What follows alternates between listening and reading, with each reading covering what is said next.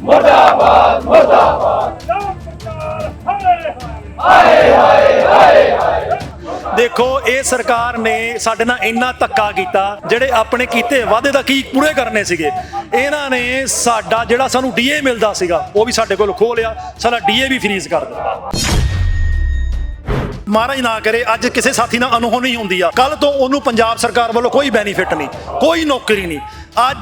ਅੱਜ ਕੋਈ ਸਾਥੀ ਨੂੰ ਕੁਝ ਹੁੰਦਾ ਆ ਤੇ ਕੱਲ ਤੋਂ ਉਹਦੇ ਪਰਿਵਾਰ ਦੀ ਇਨਕਮ ਜ਼ੀਰੋ ਹੋ ਜਾਂਦੀ ਇਹ ਪੰਜਾਬ ਸਰਕਾਰ ਦਾ ਨਰੋਲ ਸਾਡੇ ਨਾਲ ਧੱਕਾ ਆ ਕਿ ਸਾਨੂੰ ਕਿਤੇ ਵੀ ਕੋਈ ਸਰਕਾਰੀ ਬੈਨੀਫਿਟ ਨਹੀਂ ਤੇ ਅਸੀਂ ਉਹ ਮੁਲਾਜ਼ਮ ਆ ਜਿਹੜੇ ਕਾਗਜ਼ ਪੱਤਰੀ ਸਾਰਾ ਕੁਝ ਲਈ ਬੈਠੇ ਆ ਪਰ ਗਰਾਊਂਡ ਲੈਵਲ ਤੇ ਸਾਡੇ ਕੋਲ ਕੁਝ ਨਹੀਂ ਹੈ ਮੁੱਖ ਮੰਤਰੀ ਸਾਹਿਬ ਨੇ ਤਾਂ ਪਿਛਲੇ 4 ਸਾਲ ਤੋਂ ਸਾਨੂੰ ਮਿਲਣਾ ਹੀ ਨਹੀਂ ਚਾਹਿਆ ਜੀ ਇੱਕ ਸਾਡੀ ਇਹੀ ਮੰਗ ਸੀ ਮੁੱਖ ਮੰਤਰੀ ਸਾਹਿਬ ਨਾਲ ਸਾਡੀ ਮੀਟਿੰਗ ਕਰੋ ਇੱਕ ਵੀ ਮੀਟਿੰਗ ਸਾਡੀ ਨਹੀਂ ਹੋਈ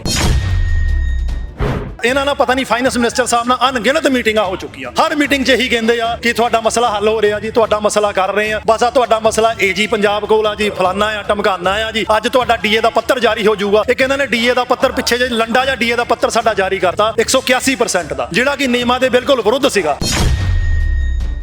ਕੋਰੋਨਾ ਦੇ ਵਿੱਚ ਡਿਊਟੀ ਦੌਰਾਨ ਸਾਡੇ ਸਾਥੀਆਂ ਦੀ ਮੌਤ ਹੋਈ ਆ ਸਾਨੂੰ ਉਹਨਾਂ ਨੂੰ ਕੋਈ ਕਿਸੇ ਕਿਸਮ ਦੀ ਕੋਈ ਸਹਾਇਤਾ ਨਹੀਂ ਪੰਜਾਬ ਸਰਕਾਰ ਕੋਲ ਦਿੱਤੀ ਜਾਂਦੀ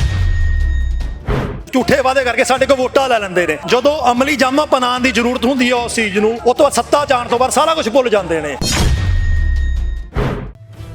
ਇਸ ਬਦਲਦੀ ਦੁਨੀਆ ਵਿੱਚ ਤੁਸੀਂ ਪਿੱਛੇ ਨਾ ਰਹਿ ਜਾਓ ਹਰ ਘਟਨਾ ਜੋ ਤੁਹਾਡੀ ਜ਼ਿੰਦਗੀ ਤੇ ਅਸਰ ਪਾ ਰਹੀ ਹੈ ਅਸੀਂ ਉਸ ਬਾਰੇ ਦਵਾਂਗੇ ਤੁਹਾਨੂੰ ਸਟੀਕ ਤੇ ਸਹੀ ਜਾਣਕਾਰੀ ਤੁਹਾਡਾ ਆਪਣਾ ਹੱਕ ਸੱਚ ਦੀ ਆਵਾਜ਼ TV84 TV84 ਦੇ ਨਾਲ ਜੁੜਨ ਲਈ ਆਪਣਾ ਫੋਨ ਚੁੱਕੋ ਤੇ ਐਪ ਸਟੋਰ ਵਿੱਚ ਜਾ ਕੇ ਡਾਊਨਲੋਡ ਕਰੋ TV84 ਦੀ ਨਵੀਂ ਐਪ ਇਸ ਐਪ ਤੇ ਤੁਸੀਂ ਦੇਖ ਸਕਦੇ ਹੋ 24 ਘੰਟੇ TV84 ਦਾ ਲਾਈਵ ਚੈਨਲ ਅਤੇ ਨਾਲ ਹੀ ਪੰਜ ਪੰਜਾਬ ਅਤੇ ਦੁਨੀਆ ਭਰ ਦੀਆਂ ਅਹਿਮ ਖਬਰਾਂ ਫਿਰ ਦੇਰ ਕਿਸ ਗੱਲ ਦੀ ਹੁਣੇ ਡਾਊਨਲੋਡ ਕਰੋ TV84 ਦੀ ਨਵੀਂ ਐਪ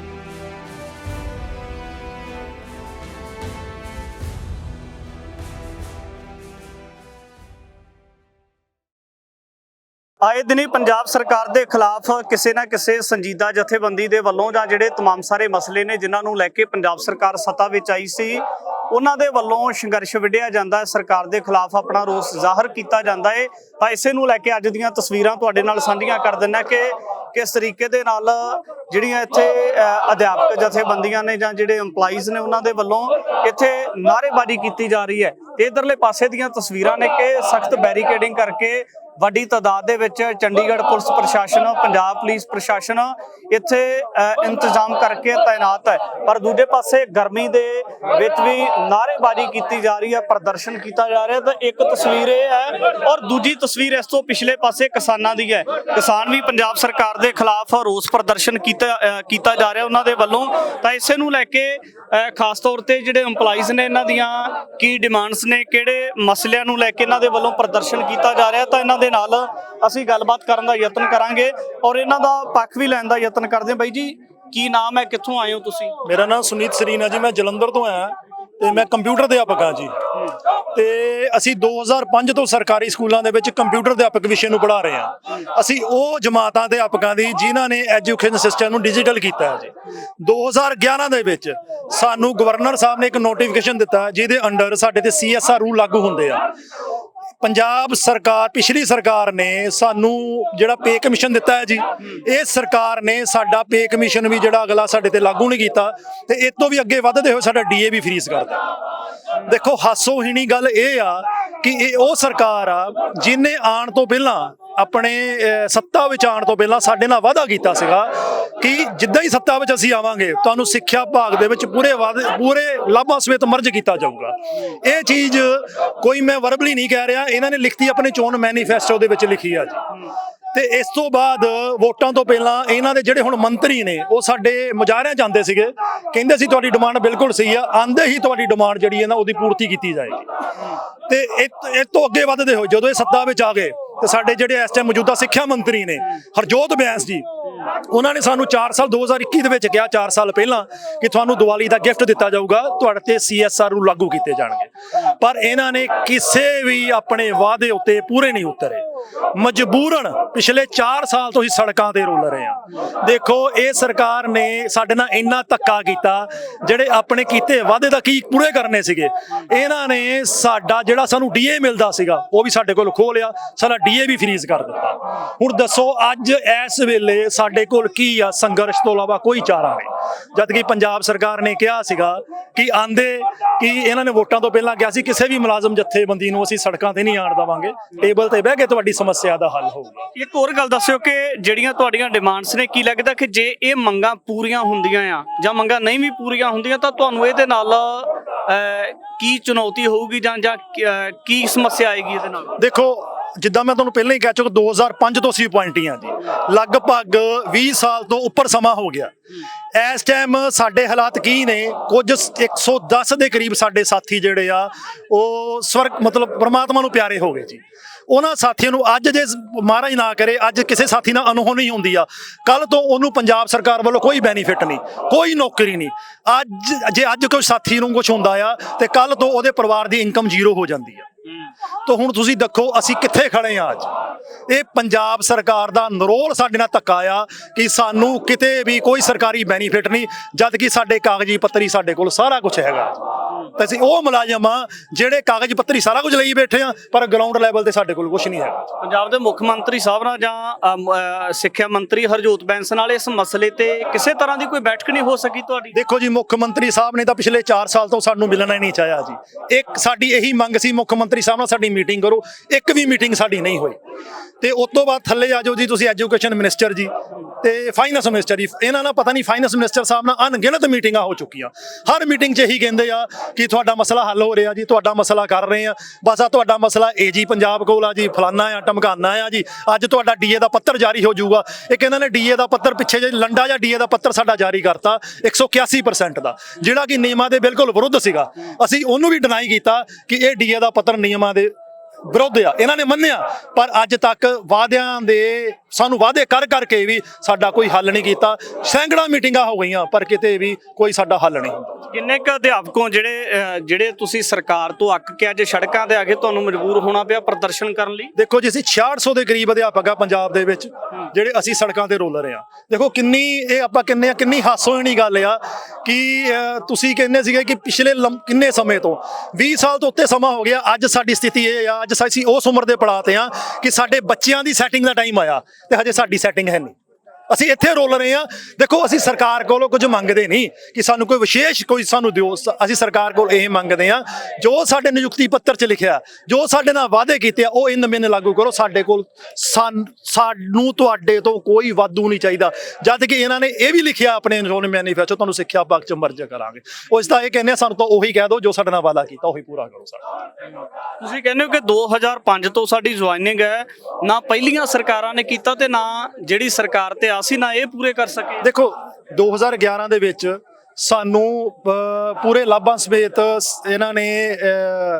ਰੈਗੂਲਰ ਕੀਤਾ ਸਾਨੂੰ ਸਰਕਾਰ ਨੇ, ਤੇ ਪਿਛਲੀ ਸਰਕਾਰ ਨੇ ਸਾਨੂੰ ਪੇ ਕਮਿਸ਼ਨ ਵੀ ਦਿੱਤਾ। ਇਹ ਸਰਕਾਰ ਨੇ ਸਾਨੂੰ ਸਿੱਖਿਆ ਵਿਭਾਗ 'ਚ ਮਰਜ ਕਰਨਾ ਸੀ ਲਾਭਾਂ ਸਮੇਤ ਜੋ ਲਿਖਿਆ ਸੀਗਾ, ਇਹਨਾਂ ਨੇ ਸਾਡਾ ਜਿਹੜਾ ਫਿਰ ਮੈਂ ਬਾਰ-ਬਾਰ ਉਹੀ ਕਹਿ ਰਿਹਾ, ਇਹਨਾਂ ਨੇ ਪੇ ਕਮਿਸ਼ਨ ਵੀ ਖੋਇਆ, ਸਾਡਾ ਡੀਏ ਵੀ ਫਰੀਜ਼ ਕਰਤਾ।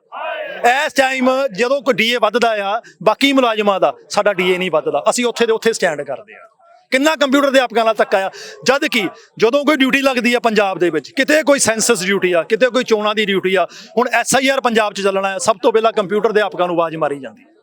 ਚਾਹੇ ਕੋਈ ਹੁਣ ਜਿਹੜੇ ਆਪਣੇ ਤੁਹਾਡੇ ਬਣਦੇ ਪਏ ਆ ਮੈਡੀਕਲ ਦੇ ਕਾਰਡ ਬਣਦੇ ਪਏ ਆ, ਉੱਥੇ ਕੰਪਿਊਟਰ ਅਧਿਆਪਕ ਡਿਊਟੀ ਦਿੰਦੇ ਆ। ਕਰੋਨਾ ਦੇ ਵਿੱਚ ਕੰਪਿਊਟਰ ਅਧਿਆਪਕ ਡਿਊਟੀ ਦਿੰਦੇ ਆ। ਕਰੋਨਾ ਦੇ ਵਿੱਚ ਡਿਊਟੀ ਦੌਰਾਨ ਸਾਡੇ ਸਾਥੀਆਂ ਦੀ ਮੌਤ ਹੋਈ ਆ, ਸਾਨੂੰ ਉਹਨਾਂ ਨੂੰ ਕੋਈ ਕਿਸੇ ਕਿਸਮ ਦੀ ਕੋਈ ਸਹਾਇਤਾ ਨਹੀਂ ਪੰਜਾਬ ਸਰਕਾਰ ਕੋਲ ਦਿੱਤੀ ਜਾਂਦੀ। ਇਹ ਦੇਖੋ ਕਿੰਨਾ ਧੱਕਾ ਆ ਕੰਪਿਊਟਰ ਅਧਿਆਪਕਾਂ ਦੇ ਨਾਲ। ਤੇ ਅਸੀਂ ਪੰਜਾਬ ਸਰਕਾਰ ਕੋਲ ਇਹੀ ਮੰਗ ਕਰਦੇ ਹਾਂ, ਤੁਹਾਡੇ 4 ਮਹੀਨੇ ਰਹਿ ਗਏ ਆ, ਅਸੀਂ ਤੁਹਾਨੂੰ ਵੋਟਾਂ ਪਾਈਆਂ ਸੀ, ਦੱਬ ਕੇ ਵੋਟਾਂ ਪਾਈਆਂ ਸੀ, ਸਾਰਿਆਂ ਕੋਲ ਪਵਾਈਆਂ ਸੀਗੀਆਂ ਕਿ ਤੁਸੀਂ ਆ ਕੇ ਇੱਥੇ ਕੋਈ ਨਾ ਕੋਈ ਬਦਲਾਅ ਕਰੋਗੇ, ਪਰ ਤੁਸੀਂ ਆਪਣੀਆਂ ਗੱਲਾਂ ਤੇ ਖਰੇ ਉਤਰੋ। ਹਜੇ ਵੀ 4 ਮਹੀਨੇ ਹੈਗੇ ਆ, ਜੋ ਸਾਡੇ ਨਾਲ ਕੀਤੇ ਵਾਅਦੇ ਆ ਉਹਨਾਂ ਨੂੰ ਪੂਰਾ ਕਰੋ ਜੀ, ਸਾਨੂੰ ਸੜਕਾਂ ਦੇ ਨਾ ਰੋਲੋ। ਭਾਈ ਜੀ ਤੁਸੀਂ ਦੱਸਿਆ ਕਿ ਜਿਵੇਂ ਸਾਡੀ ਬਹੁਤ ਟਫ ਡਿਊਟੀ ਰਹੀ ਹੈ, ਕਰੋਨਾ ਦੇ ਦੌਰਾਨ ਵੀ ਸਾਨੂੰ ਨੌਕਰੀ ਕਰਨੀ ਪਈ, ਡਿਊਟੀ ਕਰਨੀ ਪਈ, ਤਾਂ ਉਸ ਵੇਲੇ ਵੀ ਸਾਡੇ ਜਿਹੜੇ ਸਾਥੀ ਅਧਿਆਪਕ ਸੀ ਉਹਨਾਂ ਦੀਆਂ ਜਾਨਾਂ ਚਲੇ ਗਈਆਂ। ਕੀ ਲੱਗਦਾ ਕਿ ਜੇ ਤੁਸੀਂ ਇਹੋ ਜਿਹੇ ਸੰਜੀਦਾ ਜਾਂ ਇਦਾਂ ਦੇ ਮਾਹੌਲ ਦੇ ਵਿੱਚ ਵੀ ਆਪਣੀਆਂ ਡਿਊਟੀਆਂ ਨਿਭਾਉਣੇ ਹੋ ਤਾਂ ਫਿਰ ਪੰਜਾਬ ਸਰਕਾਰ ਨੂੰ ਸਮੱਸਿਆ ਕੀ ਹੈ? ਜੇ ਇਸ ਮਸਲੇ ਦਾ ਹੱਲ ਹੋ ਵੀ ਜਾਂਦਾ ਹੈ ਤਾਂ ਦੇਖੋ ਇਹ ਤਾਂ ਇੱਛਾ ਸ਼ਕਤੀ ਆ ਜੀ ਸਰਕਾਰ ਦੀ। ਦੇਖੋ ਸਰਕਾਰਾਂ ਇਹ ਸਾਡੀ ਬਦਕਿਸਮਤੀ ਆ ਕਿ ਜਦੋਂ ਵੋਟਾਂ ਹੁੰਦੀਆਂ ਨੇ ਹਨਾ ਇਹ ਕੁਝ ਕਹਿੰਦੇ ਨੇ ਉਹ ਕਹਿ ਕੇ ਸਾਡੇ ਝੂਠੇ ਵਾਅਦੇ ਕਰਕੇ ਸਾਡੇ ਕੋਲ ਵੋਟਾਂ ਲੈ ਲੈਂਦੇ ਨੇ। ਜਦੋਂ ਅਮਲੀ ਜਾਮਾ ਪਨਾਉਣ ਦੀ ਜ਼ਰੂਰਤ ਹੁੰਦੀ ਆ ਉਸ ਚੀਜ਼ ਨੂੰ, ਉਹ ਤੋਂ ਬਾਅਦ ਸੱਤਾ ਜਾਣ ਤੋਂ ਬਾਅਦ ਸਾਰਾ ਕੁਝ ਭੁੱਲ ਜਾਂਦੇ ਨੇ। ਪਰ ਇਹਨਾਂ ਨੂੰ ਇਹ ਸੋਚਣਾ ਪੈਣਾ ਆ ਕਿਤੇ ਨਾ ਕਿਤੇ ਕਿ ਹੁਣ ਆਂਦੇ ਵਾਰੀ ਹੁਣ 4 ਮਹੀਨੇ ਸਾਡੇ ਹੈਗੇ ਆ, ਜੇ ਹੁਣ ਤੁਸੀਂ ਸਾਡੇ ਕੋਲ ਵੋਟਾਂ ਲੈਣੀਆਂ ਨੇ ਹਨਾ ਕੁਝ ਕਰਨਾ ਹੈ ਤੇ ਸਾਡੇ ਨਾਲ ਕੀਤੇ ਵਾਅਦੇ ਤੁਹਾਨੂੰ ਪੂਰੇ ਕਰਨੇ ਪੈਣਗੇ। ਬਿਲਕੁਲ ਇੱਧਰ ਦੀਆਂ ਤਸਵੀਰਾਂ ਵੀ ਤੁਹਾਡੇ ਨਾਲ ਮੈਂ ਸਾਂਝੀਆਂ ਕਰ ਦਿੰਦਾ ਕਿ ਵੱਡੀ ਤਾਦਾਦ ਦੇ ਵਿੱਚ ਜਿਹੜੇ ਇੱਥੇ ਅਧਿਆਪਕ ਆਏ ਹੋਏ ਨੇ, ਉਹਨਾਂ ਦੇ ਵੱਲੋਂ ਆਪਣੀਆਂ ਡਿਮਾਂਡਸ ਨੇ ਔਰ ਇਹਨਾਂ ਮੰਗਾਂ ਨੂੰ ਲੈ ਕੇ ਉਹਨਾਂ ਦੇ ਵੱਲੋਂ ਇੱਥੇ ਚੰਡੀਗੜ੍ਹ ਤੇ ਮੋਹਾਲੀ ਦੀ ਸਰਹੱਦ ਦੇ ਉੱਪਰ ਪ੍ਰਦਰਸ਼ਨ ਕੀਤਾ ਜਾ ਰਿਹਾ। ਤਾਂ ਸ਼ਾਂਤਮਈ ਤਰੀਕੇ ਦੀਆਂ ਇਹ ਜਿਹੜੀਆਂ ਕਹਿ ਸਕਦੇ ਹਾਂ ਕਿ ਪ੍ਰਦਰਸ਼ਨ ਦੀਆਂ ਤਸਵੀਰਾਂ ਨੇ ਉਹ ਤੁਹਾਡੇ ਨਾਲ ਸਾਂਝੀਆਂ ਕਰ ਰਹੇ ਹਾਂ। ਪਰ ਦੇਖ ਸਕਦੇ ਹੋ ਕਿ ਕਿਸ ਤਰੀਕੇ ਦਾ ਮਾਹੌਲ ਹੈ, ਪਰ ਇਹਨਾਂ ਦੇ ਮਸਲੇ ਦਾ ਹੱਲ ਕਦੋਂ ਕਿਵੇਂ ਨਿਕਲਦਾ ਆਵੇਗਾ, ਕਿਉਂਕਿ 2005 ਦੀ ਜਿਵੇਂ ਦੱਸਿਆ ਇਹਨਾਂ ਨੇ ਕਿ ਸਾਡੀ ਜੁਆਇਨਿੰਗ ਸੀ ਤਾਂ ਉਸ ਤੋਂ ਬਾਅਦ